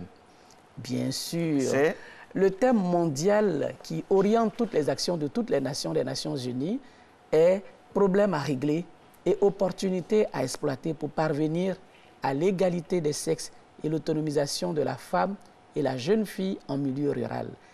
Conformément donc à cette orientation internationale, la Côte d'Ivoire a retenu pour thème cette année inclusion financière pour l'autonomisation de la femme et la jeune fille en milieu rural. Ça fait des années qu'on parle de l'autonomisation de la femme. Qu'est-ce qui fera la différence cette année avec votre équipe? Bien sûr, comme je viens de le dire tantôt, cette année, la spécificité sera de mettre au cœur du débat la question de l'inclusion financière. Beaucoup de difficultés entravent l'accès à l'autonomisation de la femme. Toutefois, nous disons qu'il y a des priorités à aborder. Et l'une des priorités sur laquelle la Côte d'Ivoire travaille déjà depuis bien longtemps est la question de l'inclusion financière. Nous le savons, Madame la Première Dame elle-même s'est faite le porte-parole des femmes, elle s'est faite l'avocate des femmes en mettant en place un fonds d'appui aux femmes de Côte d'Ivoire. Elle donnait déjà le ton et donc c'est pour entrer dans une porte qui est déjà ouverte que nous abordons la question de l'inclusion financière des femmes et des jeunes filles, celles qui sont dans les zones les plus reculées, dont l'accès au financement est plus difficile. Donc cette année, c'est cette question qui fait l'objet de débats. Et il y en a beaucoup, hein. Beaucoup de femmes en milieu rural qui ont besoin de ce financement-là. Vous avez fait une étude? Oui, nécessairement. Vous conviendrez avec moi qu'au regard du fait qu'il y a des difficultés d'accès en milieu rural, il y a des difficultés d'accès à l'information en milieu rural, cela tout simplement constitue autant d'éléments qui empêchent bien souvent ces femmes d'avoir accès à l'information relative à la disponibilité de produits adaptés à leur situation pour les emmener à continuer. Par ailleurs, des raisons d'ordre culturel font que la plupart du temps, les femmes ont peur même de contracter un prêt. Nous avons entendu certaines dire qu'elles ont même peur de la banque parce que quand on n'arrive pas à payer ce qu'on doit à la banque, on peut même être passible même de poursuites judiciaires. Donc, pour toutes ces raisons, ces femmes, jusque-là, hélas, pour la plupart, n'ont pas encore accès aux ressources financières. Donc, ce qui justifie de mettre le focus sur elles pour leur permettre d'avoir accès à l'information et puis que plus rien n'entrave leur inclusion financière. Merci beaucoup, Madame Couton. Félicité. Je rappelle que vous êtes directrice de la promotion de l'autonomisation au ministère. Donc, vous êtes au cœur même de ce qui va rythmer ce lancement de la Journée internationale de la femme, estampillée bien sûr avec l'organisation du ministère de la Femme, de la promotion de l'enfant et de la solidarité. Nous saluons tous vos collaborateurs et bien sûr Madame la ministre, qui nous présentons respect. On sait qu'elle est une fidèle téléspectatrice de Matin Bonheur.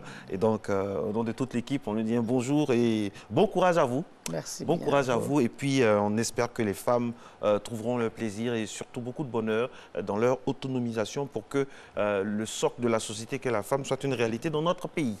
Vous avez quelque chose à ajouter, ça va? Oui, bien sûr. C'est de souhaiter, bien entendu, bonne fête à toutes les femmes, bien sûr, et de les inviter à suivre, si pour celles qui peuvent être présentes à l'événement, de se rendre très rapidement au Palais de la Culture qui les attend et pour les autres, de rester scotchés à la presse pour pouvoir suivre toutes les articulations de la célébration de la Journée internationale de la femme. Voilà qui est dit. Merci. Merci. Excellente suite de journée. Merci. Alors, Nessie, on a donc Entreprendre aujourd'hui. Vous savez, cette rubrique qui permet à ceux qui essaient de s'en sortir ou qui s'en sortent dans les affaires, dans l'entrepreneuriat, de venir nous parler de leur expérience. Aujourd'hui, nous avons Monsieur Marcel Avi. Il est chef d'entreprise. C'est avec lui qu'on va échanger, Nessie. Bonjour, monsieur. Bonjour, Nessie. Bonjour. Bienvenue sur le plateau de Matin Bonheur. Ravi d'être là. Alors, vous êtes entrepreneur. Oui. Vous entreprenez dans quel domaine d'activité? Je suis dans le consulting et la communication. Ça veut dire qu'on fait du conseil en général sur divers domaines parce qu'on s'appuie sur des compétences qui sont là, que nous mettons à disposition d'un client X qui aura des besoins, de la communication parce qu'aujourd'hui, faire des affaires, avoir une entreprise, c'est beaucoup de choses, mais c'est aussi communiquer. C'était un vœu depuis l'enfance ou bien c'est venu après par un concours de circonstances? Déjà, comment cette vocation a pu se construire en vous? Déjà, dans l'enfance, je suis quelqu'un d'assez dégourdi, voilà, avec beaucoup d'énergie. Et je ne vais pas m'encadrer dans la fonction publique. Et à un moment donné, après mes expériences professionnelles, je me suis dit maintenant, c'est l'opportunité. Après une première tentative qui n'a pas marché, j'ai repris de plus belle avec une nouvelle entreprise. Et puis là, on avance tout doucement. Vous avez appris de l'échec précédent? Bien sûr. Qu'est-ce que vous avez appris de l'échec précédent? Déjà, on a appris que tout ce qu'on rêve n'est pas tout ce qu'on verra. Voilà, ça c'est clair. Vous rêvez des choses, mais sur le terrain, le premier marché n'arrive pas au bout de 6 mois. Les factures s'accumulent, on ne paye pas ses traites, on gère tellement de choses. Son quotidien soi-même devient un peu plus compliqué. Puis bon, on fait une boutique, stressé, on fait une boutique, on repart encore, on reprend. Et puis bon, là maintenant, on est mieux adapté avec un peu plus d'expérience. Et là, vous vous êtes stabilisé? Plus ou moins vraiment stabilisé, mais plutôt focalisé. Voilà, parce que l'une des choses qui fait l'échec, ça me donne plus envie d'aller plus loin pour ne pas subir un autre échec. Et le domaine dans lequel vous entreprenez, vous savez, c'est un domaine très prisé. Oui, très concurrentiel. Oui. Et effectivement, qu'est-ce qui fait votre différence? Moi, j'ai une touche particulière, c'est que chacun de mes clients est pour moi quelqu'un de très important. Je mets au cœur de mon travail ma présence au quotidien et qu'il faut sortir du fait que ce soit professionnel. Parce que faire du conseil auprès des gens ou emmener des gens à payer votre activité, c'est déjà les emmener à vous connaître, mais aussi à mieux les connaître. Parce que dans le cadre professionnel, il y a une décision, mais en dehors du cadre professionnel, beaucoup de choses peuvent rentrer en ligne de compte. Donc, il faut avoir une familiarité avec les clients, il faut avoir une habitude. On peut déceler un problème qui n'était pas au départ. Quand il dit « je veux une étude comme ça », à force de marcher ensemble, on dira « mais non, ce n'est pas ça qu'il faut faire autre chose ». Quels sont les problèmes qu'un jeune Ivoirien rencontre lorsqu'il veut vraiment entreprendre? Bon, déjà, oublier le crédit. vous n'en aurez pas. Croyez certainement que la famille vous soutiendra, ce n'est pas évident. Parce que tu ne vas pas passer un concours, tu ne vas pas faire comme tes amis d'imposer des CV. Bon, ce n'est pas mon truc, moi. Je ne sais même plus rédiger un CV, mais je conseille pour les CV, c'est ça mon truc. Parce que quand vous avez une envie, il faut le faire. Et si vous voulez entreprendre, il faut être passionné. Voilà, c'est bâtir une maison, on rêve sa maison quand on l'a construit. Mais tant que vous n'avez pas suivi les travaux, vous êtes bloqué, quoi. Donc il faut continuer et puis avoir de la passion. Également, vous continuez, vous vous formez. Exactement. Vous allez parce à l'extérieur. Pour l'instant, on fait des formations à partir d'ici. Et j'ai beaucoup d'expérience que je prends auprès de certaines années. J'ai des gens que je rencontre en discussion, on apprend beaucoup. Puisque moi, c'est des compétences que je mets en valeur pour un besoin. Donc, ces compétences finissent par me donner de la compétence. Si je parle économie, quelqu'un va dire, waouh, je n'ai pas fait d'études en économie. Si je parle avec quelqu'un qui fait de l'agronomie, parce qu'il y a une entreprise d'agronomie qui est à côté, qui a eu besoin, on finit soi-même par se former. Et puis, il faut avoir un rudiment pour pouvoir faire avancer un client. Donc, ça vous oblige à être curieux, sensible au mouvement économique en même temps. Il y a un souci dans les affaires dans notre pays, et c'est subséquent à tous les pays, hein. Il y a le réseautage.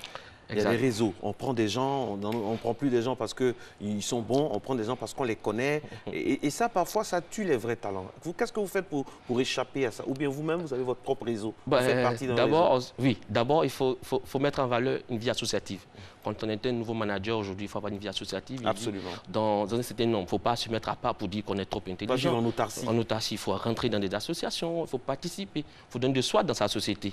C'est là qu'après on dira, mais il est très bien le jeune, c'est bon, ça. Mais sinon, vous venez sans moyens, avec zéro background, ben vous passez à côté du sujet, on ne vous connaîtra jamais. Voilà, parce que vous n'avez pas les moyens de communiquer comme une grande entreprise qui mettra en avant son expérience, son expertise. Voilà. Et vous rencontrez beaucoup de jeunes qui veulent faire beaucoup. comme Et vous. puis d'ailleurs, c'est mon champ. Je préfère les jeunes, je préfère les accompagner dès le départ jusqu'à la fin. Là, on montre quelques jeunes entreprises qui sont à 6 mois d'existence, qui sont en train d'aller plus loin. Et c'est elles qui feront notre réputation, parce que quand elles seront à un certain standing, elles diront, voilà, ce monsieur nous a aidés, nous a conduits. Est-ce que ça a changé? Est-ce que ces jeunes-là que vous rencontrez, est-ce qu'ils sont en train de changer la physionomie des jeunes Ivoiriens, trop enclins par le passé à attendre la fonction publique, les concours? On a parlé de génération concours. Oui, aujourd'hui, on rencontre beaucoup plus de jeunes qui veulent se lancer dans des activités, des start-up. Ce qui est leur appréhension, c'est comment est-ce qu'on entreprend? Par où je commence? Quelles sont mes projections? D'abord, il va vouloir faire beaucoup de com, bien vouloir... Non, c'est pas ça. Il faut savoir avoir toi-même enfanter un projet, le rêver, et puis ensuite, toi et moi, on discute. Pour tasser, voilà. l'arrondir, exactement. Le polir, comme un potier. Voilà, donc je prends du temps à préparer quelqu'un pour lui dire, bon, maintenant, on peut lancer ton projet, on peut créer ton entreprise, on peut te conseiller, on peut t'introduire dans des milieux, on peut faire de sorte que tu avances dans ton projet. Mais ce n'est pas un projet qui... Non, comme je... Non, non. Parce que tu vas souffrir et il y a des dures réalités du terrain. Est-ce que ces jeunes-là sont réceptifs? Quelles sont les difficultés que vous rencontrez? Bon, déjà, la difficulté, elle est financière. Vous savez que... Les banques ne prêtent pas? Les banques ne prêtent pas et ce n'est pas nouveau. Voilà, donc, il ne faut pas s'attendre à des prêts bancaires. Mais le problème, c'est qu'on n'a pas ouvert une véritable stratégie pour permettre à des jeunes d'obtenir de l'accompagnement. Même pas du financement, de l'accompagnement. Quelqu'un qui veut monter une entreprise agronomique, jeune, au moins, on ne peut pas lui donner de l'argent, mais on peut lui donner au moins une parcelle d'expérience, voilà, sur laquelle il commence l'activité, après il relâche, on le donne à quelqu'un d'autre. Mais bon, c'est des choses qui vont y arriver petit à petit. Ils sont motivés, les jeunes. Oui, motivés. Alors, qu'est-ce que vous pouvez demander, qu'est-ce que vous attendez concrètement des autorités, concrètement là? Vous avez l'occasion donc de parler. Vous avez connu un échec. Vous vous êtes relevé. Beaucoup n'ont pas eu cette chance parce qu'il y en a qui ont commencé à des échecs et qui sont toujours là-dedans. Vous, mu nanti de votre expérience, qu'est-ce que vous pouvez dire?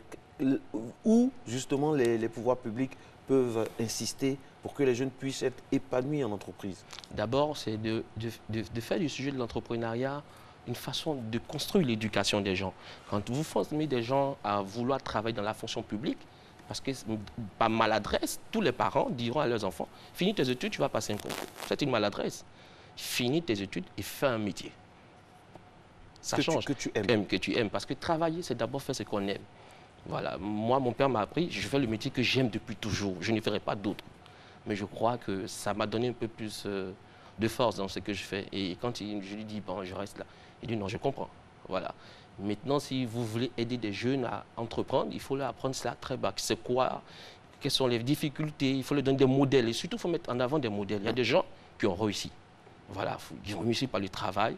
C'est la culture du mérite, parce qu'ils ont travaillé, ils ont obtenu, pas parce qu'ils ont eu un ami, non. Parce qu'ils ont eu du travail, ils ont forcé quelque chose. Et ça, c'est ce qui va motiver les autorités. Si on a plus de modèles, plus on aura des modèles en avant, plus on aura des gens qui vont percevoir l'envie. Parce que les difficultés, c'est toujours dans les mêmes pays, partout, c'est pareil. En France, ici, voilà. Donc, il faudrait plus de modèles pour avoir plus de courage, parce que quand on a un bon modèle, on se dit, bon, on va faire comme, voilà. Qu'est-ce que vous pensez de jeunes Ivoiriens disséminés à travers le monde entier, nantis de diplôme, et qui sont très efficaces, qui ont vraiment envie de venir investir dans leur pays, mais qui ont encore des appréhensions par rapport au système, par rapport à l'environnement des affaires, qui est un peu parfois, bon, difficile pour eux. Qu'est-ce que vous pouvez leur dire ce matin? Parce qu'eux aussi, ils sont très loin. Voilà. Après avoir fait 20 ans à l'étranger, vous ne pouvez pas revenir tout de suite, vouloir faire des affaires ou lancer une entreprise. Il faut déjà dire, je viens faire aussi 20 ans dans mon pays. Je ne viens pas faire, parce que j'ai un background, j'ai une activité que j'ai connue en Europe. Oui, vous avez pratiqué des choses, vous avez acquis de l'expérience. C'est ça que vous venez pour construire une nouvelle expérience à partir de votre expérience. Donc eux, ils doivent avoir plutôt l'idée qu'on construit tous ensemble. Voilà, ils ne seront pas plus mieux que les autres, ils seront au même niveau. La seule chose qu'ils auront... Vraiment pas mieux, forcément. Qu'ils essaient de s'adapter aux réalités. Voilà, parce que quand j'entends beaucoup qui reviennent d'Europe, qui ont des idées, ouais, c'est très bien, c'est très bien. Mais ici, c'est l'Afrique. C'est-à-dire? C'est nos habitudes. C'est-à-dire? Quand vous dites ça, concrètement, ça veut dire quoi quand vous dites ça veut dire, par exemple, dans l'obtention d'un contrat, par exemple, ou d'un marché, beaucoup de facteurs vont rentrer en compte. Au-delà de votre compétence, et c'est normal dans la vie, il y a l'aspect filial, familial, des relations. C'est normal parce que les gars, ils ne vous confient pas un projet de 100 millions parce que vous êtes trop compétent. À la limite, il a besoin de savoir à qui il va donner. Mais non, à la limite, moi, je ne suis pas d'accord parce que j'estime que c'est la compétence qui doit primer. Oui. Parce qu'on a, dans notre pays, par exemple, il y a des entreprises, des sociétés qui se créent exclusivement pour des secteurs et qui disparaissent après. Non, alors qu'il y a à côté, il y a le jeune qui est passionné, qui va faire long, qui doit vraiment durer dans ce secteur-là parce qu'il l'aime. Alors que quand on a quelqu'un qui est haut placé, qui est à un poste décisif, tout après, il y a une société qui est créée pour gérer tout ce qui est communication. Vous savez de quoi je parle, vous êtes du domaine. Voilà. Exactement. Et après, la société disparaît, ce ne sont pas des gens passionnés et ça gâche un côté. Voilà. Je n'ai pas dit de venir avec du laxisme, non. J'ai dit, si tu viens à Abidjan, ou si tu viens en Côte d'Ivoire ou partout en Afrique, si tu reviens de l'Europe, crois qu'il y a des compétences que tu as acquises aussi ici. Il y a des gens qui n'ont pas peut-être voyagé, mais qui ont acquis de la compétence, qui ont acquis du réseau, que toi tu n'as pas. C'est vrai que tu es compétent, mais tu n'as pas le réseau. Il a l'expérience. Il peut monter les mêmes choses que toi, mais lui, l'avantage, c'est qu'il a fréquenté les gens. Et voilà. Et quand tu reviens, surtout pour les gens de l'étranger, quand ils reviennent, il faut qu'ils apprennent à ce qu'on appelle réchauffer toutes ces relations. Voilà. Parce qu'on ne sait pas que tu es revenu. Oui, on s'est perdu depuis le collège. Tu reviens 20 ans après avoir travaillé en Europe. Moi, je t'ai oublié. Tu ne peux pas te faire confiance à 100% même avec ton CV. Moi, je connais une entreprise qui est compétente, que je connais le DG, je connais des gens, mais bon, en concurrence, tous les deux, pour être très sérieux, on va partir sur celui qui est là, parce qu'au moins, on connaît son activité sur un moment. Mais toi, tu viens d'arriver, c'est vrai. Avec celui qui est là, il peut nous donner quelque chose au derrière, c'est ça? Bon, après, non, je ne ferai pas la... je ne ferai pas... Non, je demande... Non, je pense que ce n'est pas des best practices qu'il ne faut pas valoriser, même si ça existe. Et partout dans le monde. Ce n'est pas seulement qu'en Afrique, et ça, c'est partout. Il y a tellement de choses qu'on pourrait dire, mais je ne voudrais pas qu'on s'accuse ou on accumule des accusations. Ça empêche les jeunes de rentrer dedans. Et ça, moi, je dis non. Il faut qu'ils sachent aussi à quoi peuvent voilà. Exactement. Et croyez que les bonnes choses sont en majorité. Voilà. Il y a beaucoup plus d'opportunités que de malchance, de maladresse. Donc après, vous pouvez avoir affaire à un DG qui n'est pas très sérieux, avoir affaire à des gens qui ne sont pas réceptifs à vos projets. Un système mafieux. Voilà. Mais bon, ceux qui durent dans le domaine, ceux qui réussissent, c'est ceux qui se servent de l'adversité pour en faire un atout. Ceux qui vivent sont ceux qui luttent. Exactement. Merci beaucoup à vous, Marcel Avi. Bon courage surtout. Merci. Bon courage, on vous sent jeune, dynamique. Et puis, on espère qu'il y a de bonnes choses qui vous attendent du côté de votre entreprise. Voilà, Marcel Avi, chaque jeudi, c'est comme ça, on essaie d'avoir quelqu'un, un jeune qui vraiment nous parle de sa passion dans le niveau, bien sûr, de l'entrepreneuriat. Il est pile 7 heures. On n'a pas de pub, hein. On va aller directement ici avec maintenant notre thématique. La thématique aujourd'hui, c'est un problème de santé publique, insuffisance rénale et greffe rénale. Nous allons recevoir dans quelques instants le docteur Mohamed Ibrahim Moudachirou. Il est néphrologue et Simone Niazalé, bénéficiaire d'une greffe rénale. C'est tout de suite après, bien sûr, le générique, l'élément thématique qui va sous-tendre un peu la discussion que nous aurons juste après.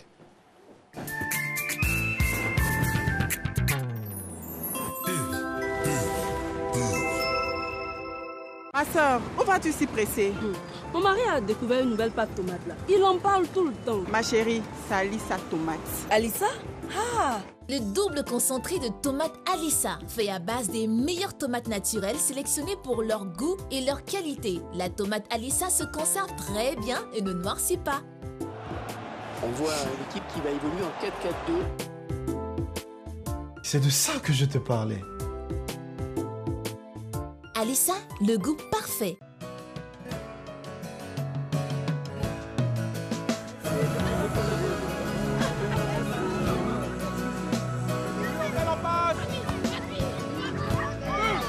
Chaque jour, ce sont quelques milliers de kilomètres parcourus pour vous apporter une eau pure et légère, indispensable à une bonne santé. Vous livrer une part de bien-être est ma meilleure récompense d'une journée de travail ardu. Céleste, pure et légère.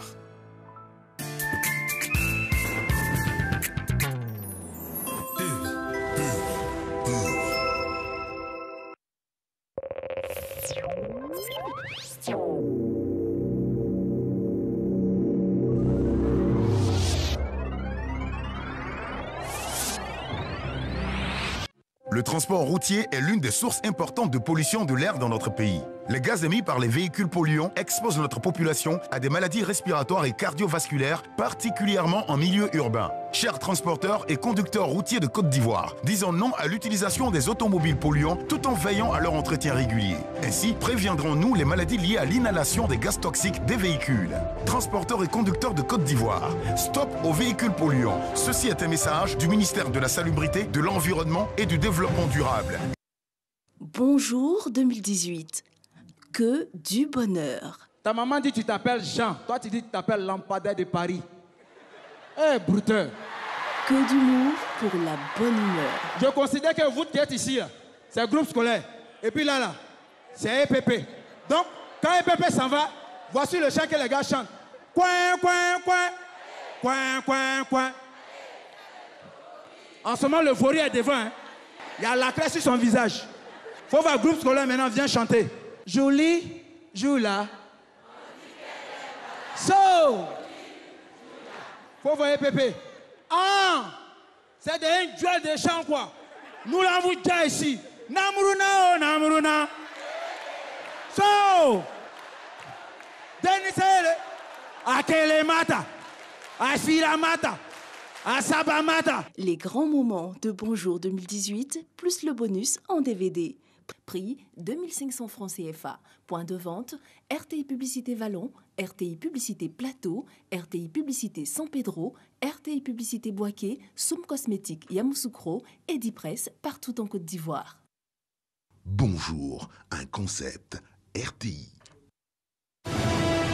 Les 12 apôtres. Voici les miracles qui accompagneront ceux qui auront cru. Ils imposeront les mains. Dimanche 18 février à 8h. Perdre mes cheveux. Toutes les radios que je faisais, c'était noir. Elle ne voyait rien dans la radio, c'était tout noir. Aujourd'hui, la santé, elle a été restaurée. Donc là, ça va très bien. Si vous cherchez la santé, la paix, le miracle est possible. Au Cénacle du Saint-Esprit, à Djamé, Carrefour Renault. Entrée gratuite.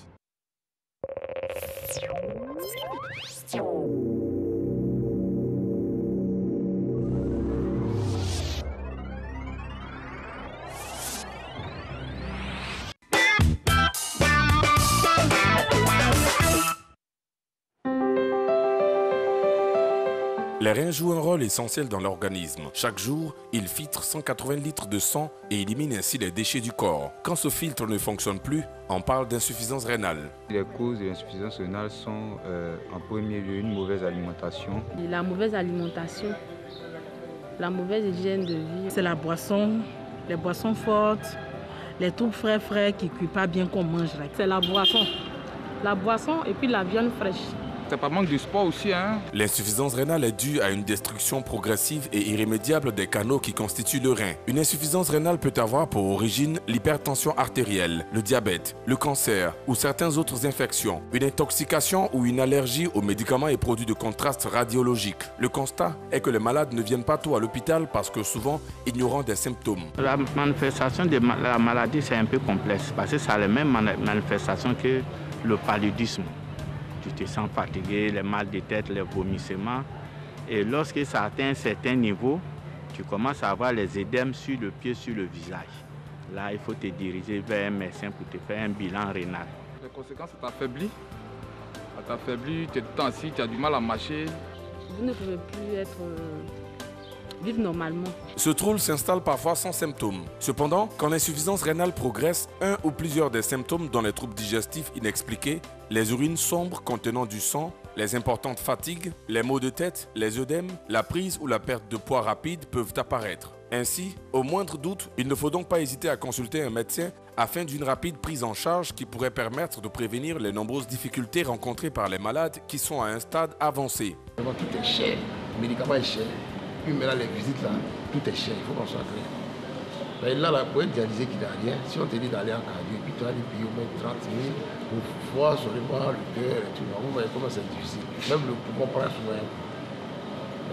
Là, quand tu prends assez d'eau, souvent tu touches. Donc à cause de tout ça, il faut aller encore en cardio, il faut aller brancher les trucs, tout ça c'est cher. Il faut que je toi de voir ça. L'insuffisance rénale est une maladie qui a beaucoup d'incidences aussi bien au plan sanitaire qu'au social. Cette maladie invalidante dans la plupart des cas ne permet pas aux malades d'être en activité, donc de s'assurer une autonomie financière et pourtant ces soins sont très onéreux. Oui, il y a des politiques d'accompagnement mais c'est pas nécessaire, c'est pas trop assez. Certes, on envoie le gouvernement faire un peu mais c'est pas trop assez. Parce que quand tu viens en dialyse, d'abord, le gouvernement ne peut pas t'absorber en même temps. Il faut que tu ailles dialyser en clinique d'abord. Il faut faire un cathéter, il faut faire une fistule. Le cathéter coûte 100 000, la fistule coûte 150 000. Il faut encore aller dialyser successivement en clinique, 80 000, 80 000. Vous voyez, jusqu'à ce que tu trouves la place. Alors, pour avoir la place, c'est un peu difficile, d'autant plus que la liste d'attente est trop longue. Vraiment, remercier l'État d'avoir permis aux dialysés au moins de dialyser à 1750. Mais le problème aujourd'hui, il faut qu'ils arrêtent, il faut qu'ils nous arrangent plus que ça. Il faut que les kits, on ne doit plus payer les kits. Et puis les médicaments aussi, il faut avoir les médicaments gratuits. Malgré les importants accompagnements de l'État qui ont rendu les dialyses pratiquement gratuites dans les services hospitaliers publics, les malades attendent davantage d'initiatives de tout un chacun pour une prise en charge totale de leurs soins qui restent très coûteux et surtout pour la décentralisation des centres de dialyse afin de permettre à un plus grand nombre de malades d'espérer en la vie. Voilà, de retour sur le plateau de Matin Bonheur. Vous avez vu dans l'élément, aujourd'hui, on parle de l'insuffisance rénale et de la greffe rénale. Nous avons avec nous Mohamed Moudachirou. Il est docteur Mohamed Moudachirou. Il est néphrologue. Bonjour et bienvenue sur le plateau de Matin Bonheur. Bonjour, merci de nous recevoir. Avec vous, nous avons Simone Niazalé. Elle a reçu une greffe rénale. C'est ça. Alors, merci. Docteur, dans l'élément, on se rend compte que c'est difficilement détectable la maladie. Oui. On l'assimile à plusieurs autres maladies. Et vous, aujourd'hui, quels sont les signes qui démontrent que nous avons plus ou moins une insuffisance rénale? Merci. Au début, il n'y a pas de signe. Il n'y a pas de signe spécifique de la maladie. Et c'est au stade tardif que le patient va exprimer certains signes qui sont la fatigue, l'essoufflement, les œdèmes, c'est-à-dire les gonflements des pieds, du visage. La tension artérielle va se lever et il va s'essouffler au fur et à mesure qu'il fait des efforts. Donc c'est pour ça qu'au début, en tout cas, il n'y a pas de signe spécifique de cette maladie qui puisse permettre au médecin ou au patient lui-même d'être alerté. D'accord. Donc, qu'est-ce que vous conseillez dans ce cas-là? Quand on commence à se sentir un peu fatigué? Ce que nous conseillons, c'est d'aller à l'hôpital dès qu'on commence à exprimer. Dès lors qu'une maladie commence à s'exprimer, il faut aller à l'hôpital. Peu importe. Peu importe la maladie, parce que dans la maladie rénale, elle évolue de façon insidieuse et ça fait que l'organisme peut supporter. Donc la personne ne se sent pas malade. Et comme en Afrique, on est malade lorsqu'on est couché, lorsqu'on ne peut plus vaquer à ses occupations, voilà, donc nous conseillons à la population d'aller à l'hôpital dès lors que certains symptômes commencent à apparaître. Madame Simone Niazali, oui. Vous l'avez vécu? Tout à fait. Comment ça s'est manifesté? Malheureusement, chaque malade réagit différemment. Moi, c'est la tension. Malheureusement, on ne sait pas interpréter les signes. Parce qu'on se dit, je ne vais pas à l'hôpital, je ne vais pas à l'hôpital. J'aurais pu éviter l'insuffisance rénale parce que j'avais des vomissements, des étourdissements. J'étais très fatiguée. Et quand ça doit venir, je sais que je dois vomir. Ça me prévenait. Bon, tout ça, c'est des signes, c'est anormal tout ça.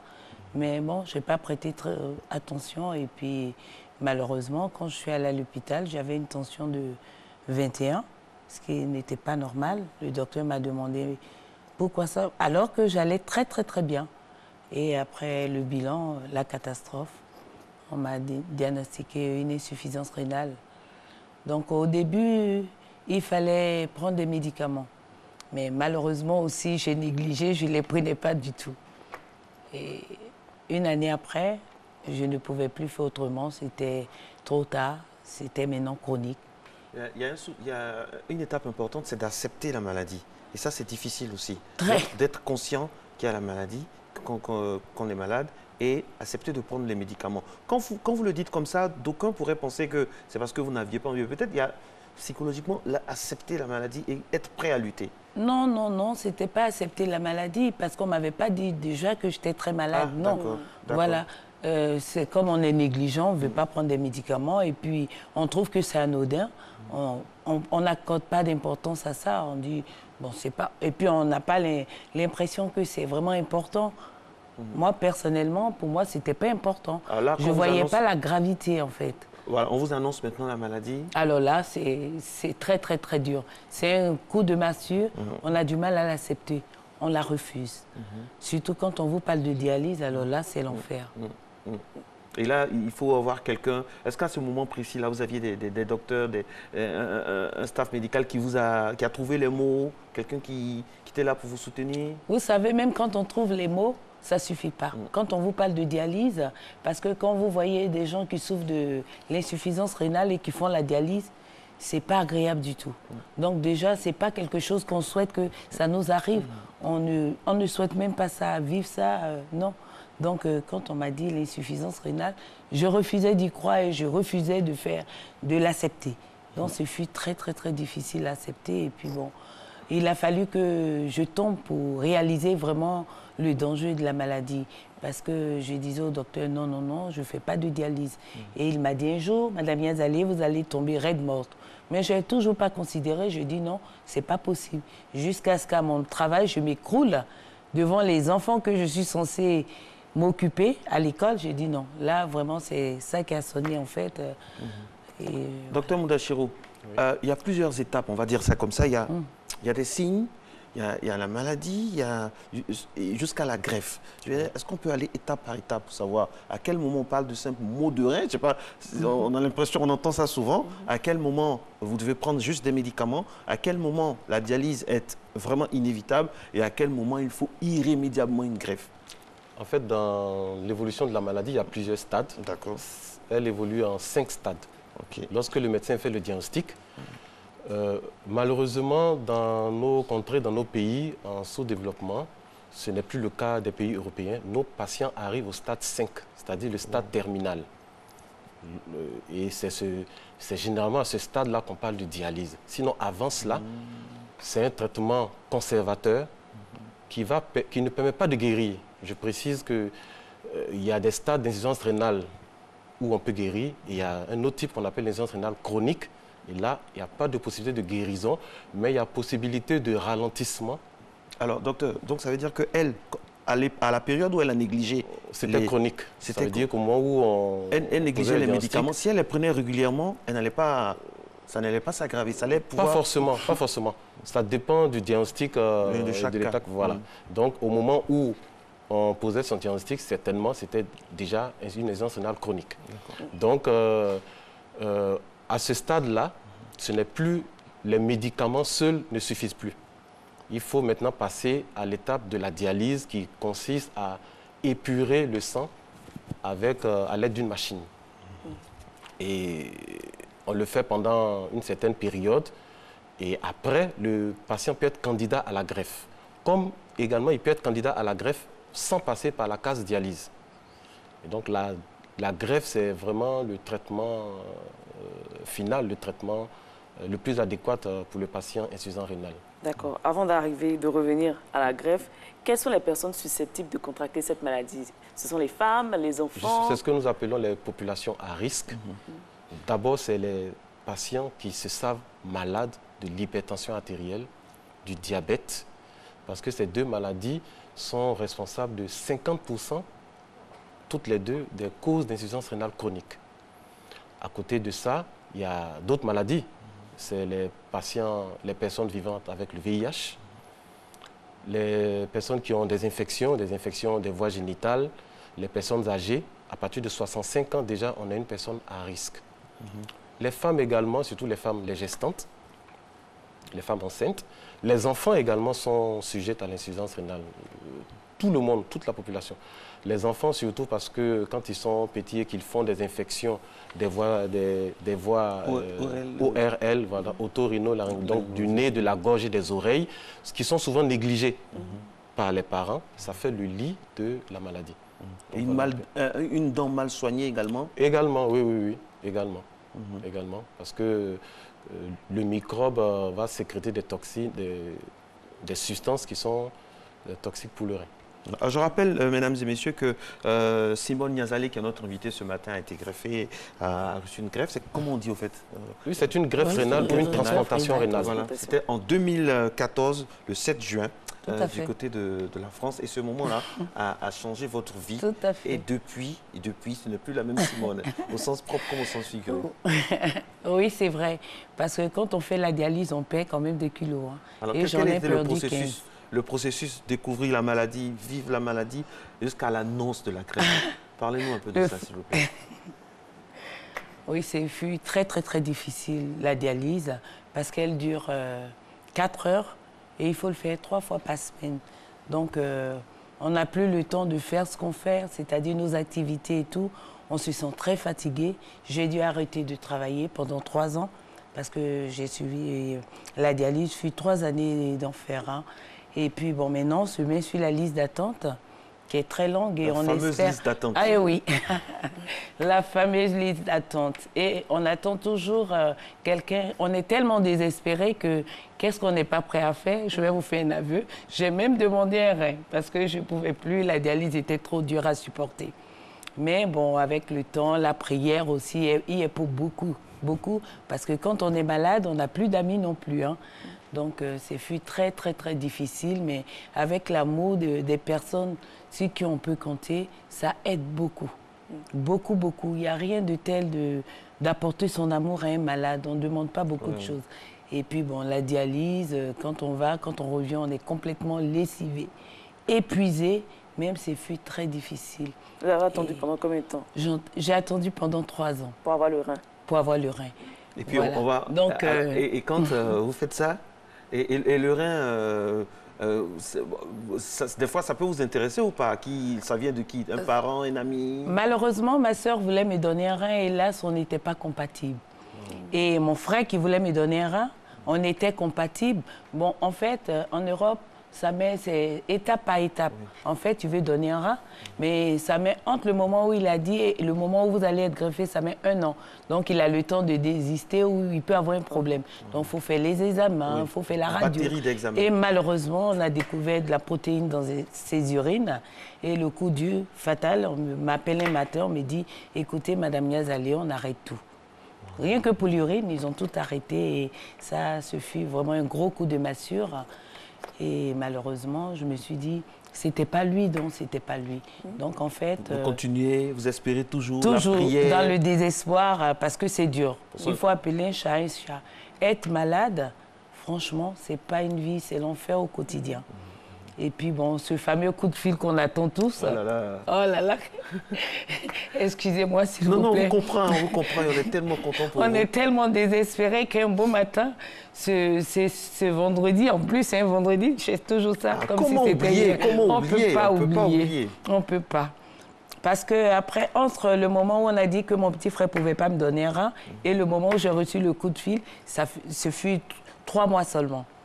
Parce que quand on m'a dit ça, je dis, écoute Simone, oublie et puis le Seigneur fera le reste. Dis-toi. Donc maintenant, je me suis enlevé ça dans la tête. Je me suis dit, quand ça viendra, ça viendra. Accepte comme ça. Et 3 mois après seulement, avec les prières et tout, j'ai reçu ce fameux coup de fil de l'hôpital Necker. C'est vendredi à 10h40. À 10h40. Ah oui, je me souviens comme si c'était hier. Félicitations. Donc le docteur qui a appelé. Mon portable est généralement fermé quand je suis au travail. Mais ce jour-là, je ne sais pas, il était ouvert. Et il a appelé, allô, oui. Madame Yazale, j'ai dit oui, il dit professeur Étienne de l'hôpital Necker. J'ai dit oui, docteur. Il dit, on a un rein pour vous. J'ai dit non, docteur, vous, c'est vrai, c'est à moi le rein. Oh là là. Parce qu'en fait, ce qui est triste, pour un rein, il peut y avoir 2 personnes sur la même chose. Parce que c'est arrivé à des gens qu'on appelait les mêmes personnes. Pour un seul rein, on appelait 2 malades. Donc franchement, j'étais toujours inquiète. Je me dis, est-ce que c'est vraiment mon rein? Donc j'étais quand même anxieuse. Et je suis allée, il faut faire quand même au moins 2 séances de dialyse, 2 heures de dialyse plutôt. Et quand je suis arrivée dans ma chambre, je ne croyais toujours pas. Il a fallu que je passe la radio, faire des examens. Et j'ai dit au docteur, s'il vous plaît, docteur, c'est vraiment mon rein à moi. Et c'est là maintenant j'ai eu le vrai soulagement et la vraie joie. Parce qu'on n'est pas encore tiré d'affaire.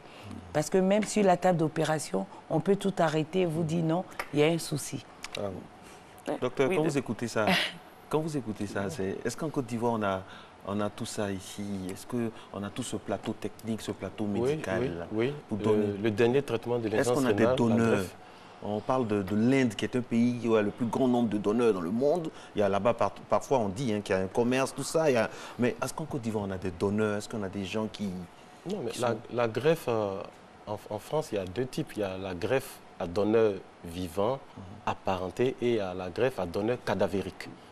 Donc, les 2 se font, mais en Côte d'Ivoire, nous, c'est la greffe vivant à donneur, la greffe rénale à donneur apparenté, donneur vivant apparenté. Ça veut dire qu'il y a des donneurs. Ceux qui doivent faire la greffe sont obligés de voir dans leur famille proche, en parler pour susciter le don. Et je pense que les choses sont sur de bonnes voies puisque le gouvernement a pris des dispositions bientôt qui vont passer pour pouvoir susciter le consentement présumé. Voilà, sera de mise bientôt. Parce que ce qu'il faut dire, on peut vivre avec un rein. Oui, on peut vivre avec un rein. On peut vivre avec un rein. D'ailleurs, quand on est greffé, on en a pour au moins 20 ans, entre 15 et 20 ans. Voilà. Alors dites-nous, Madame Niazali nous a dit que son frère était compatible, mais à cause du trop plein de protéines dans ses urines, ils ont arrêté le traitement. Oui, c'est parce que avoir des protéines dans les urines, ce n'est pas normal. Les protéines, ce sont de grosses molécules qui ne passent pas la barrière rénale. C'est comme si vous filtrez de l'eau et dans l'eau filtrée, vous voyez du sable. Voilà. Ça ne peut pas être traité? Si, ça peut être traité, mais s'ils ont décidé d'arrêter, ça veut dire qu'ils ont diagnostiqué une maladie pour laquelle lui-même il avait un potentiel d'évoluer vers l'insuffisance rénale. Alors donc il ne faut pas mettre la vie de quelqu'un en danger. Est-ce qu'en Côte d'Ivoire on parle de transplantation? Si, la transplantation est faite depuis 2012, depuis septembre 2012, où le premier greffé, qui est d'ailleurs qui était un néphrologue, qui était médecin, voilà, donc on est à 50 greffes, si ma mémoire est bonne, à plus de 50 greffes. En Côte d'Ivoire? En Côte d'Ivoire, oui. Qui sont réalisées sur le territoire ivoirien. On est le 8e pays en Afrique à réaliser la greffe rénale. Et ces personnes-là sont là, elles se portent bien? Oui, elles sont là. Enfin, on a eu 2 décès sur la 50aine de personnes greffées. On a eu 2 décès. Ces décès étaient dus à quoi? C'est des complications. Il faut savoir que la greffe, déjà, c'est-à-dire qu'on est guéri de l'insuffisance rénale, mais on reste quand même malade puisqu'il faut prendre des médicaments. Dès lors qu'on prend des médicaments, c'est qu'on est malade. Et donc, après la greffe? Oui, bien sûr. Madame Niazali, elle a pu en témoigner. On prend des médicaments à vie. On prend des médicaments tout le temps parce qu'il faut endormir l'organisme pour ne pas qu'il rejette le rein qui a été C'est quoi, chaque mois, chaque 6 mois, chaque année, on fait... Bon, Madame Niazali, je pense que c'est tous les jours. des gens qui vont faire des bilans régulièrement ou bien... Non, tous les jours. Tous les jours. Tous les jours. Tous les jours, matin, midi, soir, tous les jours. Dès que vous êtes greffé, vous vous retrouvez déjà à 40 médicaments. Et puis, au fur et à mesure, on diminue. Mais c'est à vie, à prendre à vie, à une heure très précise, mais tous les jours. Non-stop. Parce que le rein dépend de ce que vous faites.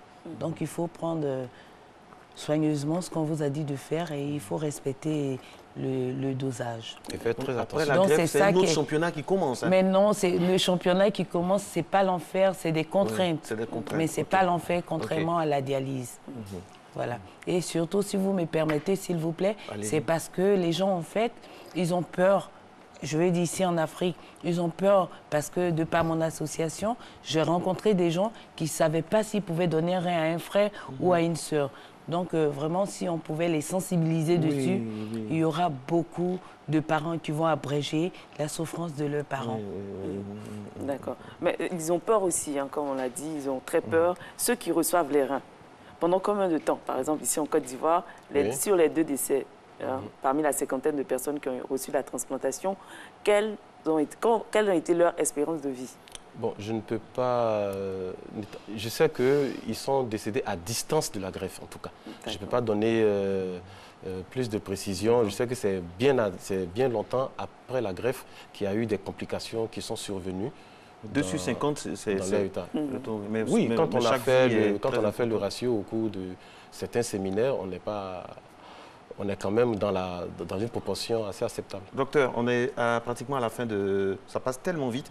Dites-nous, parlons de prévention maintenant. Qu'est-ce qu'il faut faire pour avoir des reins sains au quotidien? La première chose que nous disons, c'est déjà le conseil qu'on donne à ceux qui sont malades ou ceux qui se savent malades. Quand on est hypertendu, quand on est diabétique, quand on est drépanocytaire... Et même quand on n'est pas malade aussi. Donc déjà, il faut bien se faire suivre. Boire beaucoup d'eau? Oui, boire beaucoup d'eau, effectivement, mais il ne faut pas boire plus de 3 litres, 4 litres, non, sinon on entraîne d'autres complications. Il faut manger sainement. C'est-à-dire? Il ne faut pas manger trop de sel, sinon, bonjour l'hypertension artérielle et insuffisance rénale. Il ne faut pas manger trop sucré. Je me permets de vous couper pour boire beaucoup d'eau. Il y a quelqu'un qui me disait que boire beaucoup d'eau expose à l'insuffisance rénale. Parce que plus on boit d'eau, plus on va aux toilettes et les reins travaillent. Non, ce n'est pas ça. Si on boit plus de 3 litres, 4 litres d'eau, vous allez entraîner une hyponatrémie. Vous allez entraîner des désordres métaboliques. Boire de l'eau, mais en fait, il faut boire 1 litre, entre 1 litre et demi, c'est-à-dire la diminution du taux de sodium dans le sang. Voilà. Donc, il y a des complications auxquelles on peut s'exposer. C'est-à-dire qu'il ne faut pas boire de l'eau en excès. Et effectivement, vous allez pisser. Mais il faut boire normalement 1 litre et demi à 2 litres d'eau par jour. Aucun danger pour la santé. Non. 1 litre et demi à 2 litres. Si on n'a pas de problème rénal à l'origine.